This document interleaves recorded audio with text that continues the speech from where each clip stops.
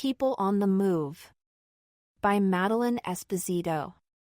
People here, there, and everywhere.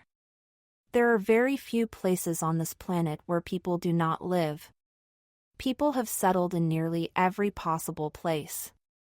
Many of these people left their homes to live in a different state or country. People moved for different reasons. Many people moved to find better land, a better life, or more freedom. Some looked for wealth and some wanted adventure. Others were forced to move from their homelands. The following histories show that every time a group of people moved to a new place, they changed the world. This family left their homeland in 1968 to begin a new life in a new place. The travels of the Vikings. In the 700s, the Viking people lived in Norway, Sweden, and Denmark. Most Vikings were farmers. Many were also good fishermen, hunters, and shipbuilders. The number of Vikings grew over the years. Good farmland became harder to find, so by the year 800, many Vikings used their shipbuilding and sailing skills to reach other lands. Viking boats were called longships. They were built from wood and each carried about 80 Vikings. Vikings covered long distances in their travels from 800 to 1100. Some of their journeys took many months. Many Vikings made a living as traders in the new lands. They traded furs, timber, cloth, and gold with people in such places as England, Ireland, Russia, and the Middle East. Some became pirates. They were fierce fighters who raided cities, churches, and farms. Vikings had faster ships and better weapons than the people they attacked. Vikings were skilled at using wood to build houses and boats. Many Vikings settled in distant lands. Some did not return to their own country because they found good farmland and more trading opportunities in the new lands. Sometimes they would live in one area for so long that their families settled there and the new place became their homeland. When people move, they take their ideas and way of life with them. This is true of the Vikings. Many towns where Viking traders settled became trading centers and Viking shipbuilding skills spread to many countries. The Canadian fur trade. A fashion craze helped bring settlers to Canada. In the 1600s, people in Europe wanted fur for their clothes. Fur was used to make coats, hats, and decorative trim. There was a large beaver population in Canada, so the Europeans could buy their fur cheaply. The Native Americans hunted the beavers and traded the fur for blankets, cloth, guns, and fishing gear. This woman wore a beaver felt hat with ostrich feathers. Large European companies sent traders to North America to try to control the fur trade. A Native American hunter displays furs at a Canadian trading post. The traders told people back at home that Canada had plenty of animals, fish, and lumber. They also told them about the rich farming land. Soon settlements grew up around the trading posts. Many Native Americans lost their land to the Europeans who came to live there. Some of these settlements grew into the cities now known as Quebec, Montreal, and Winnipeg. The North American beaver, the beaver, has had more influence on Canada than most animals. Today, the beaver is Canada's national animal. Laws in North America protect it from being overtrapped. A harsh life in Australia. Sometimes people are forced to move to a new land. Many people who traveled to Australia in the 1700s had no choice.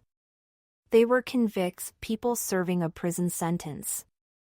Much petty crime existed in the cities of Great Britain, so strict laws were put into place by the government. People could be sent to prison for owing money or stealing food. The prisons were already crowded, and there was little room for more prisoners. Many prisoners were kept on prison ships. Prison ships like these on the River Thames in London, England, were filled with prisoners. The journey from Great Britain to Australia was 24,000 kilometers and took the fleet 8 months to travel.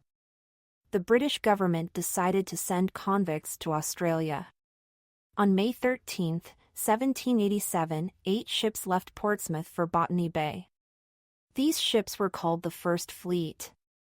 When the fleet finally arrived in Botany Bay, they discovered there was no water.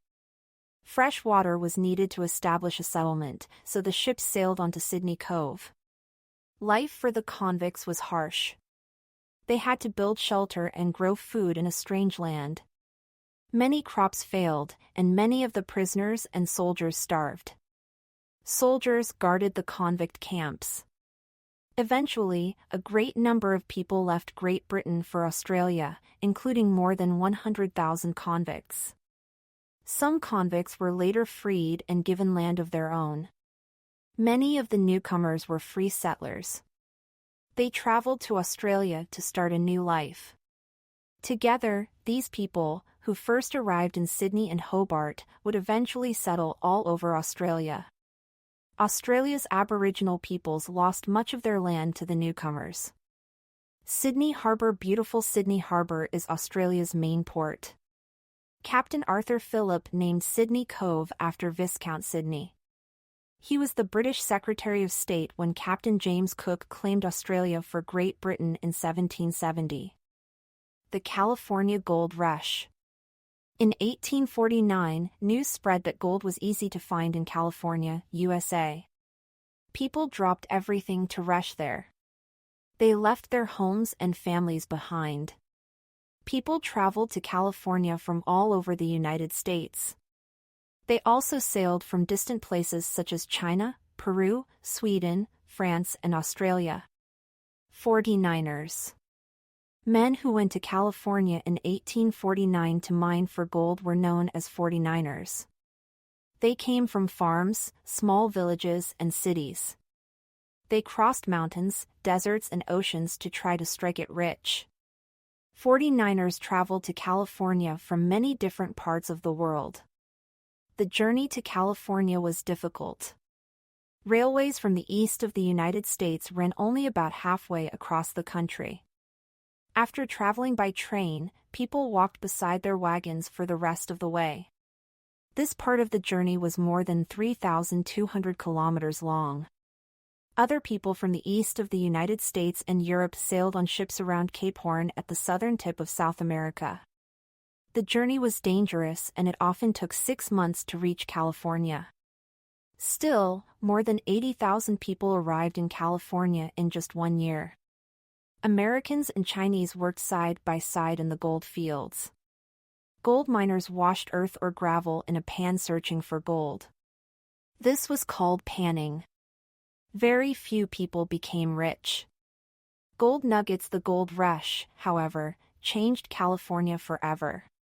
The rush to find riches helped open up the American West to more settlers. As a result, many Native Americans lost their land. California grew quickly and became a state in 1850.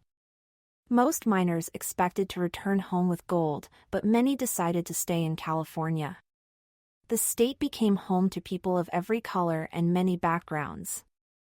Still on the move today, people continue to settle in new places. Like the Vikings, they may be looking for new land or adventure. Like the fur traders and the 49ers, they may be looking for new or better opportunities, or like the convicts, they may be forced to leave their homes. As long as people continue to move, the world will continue to change.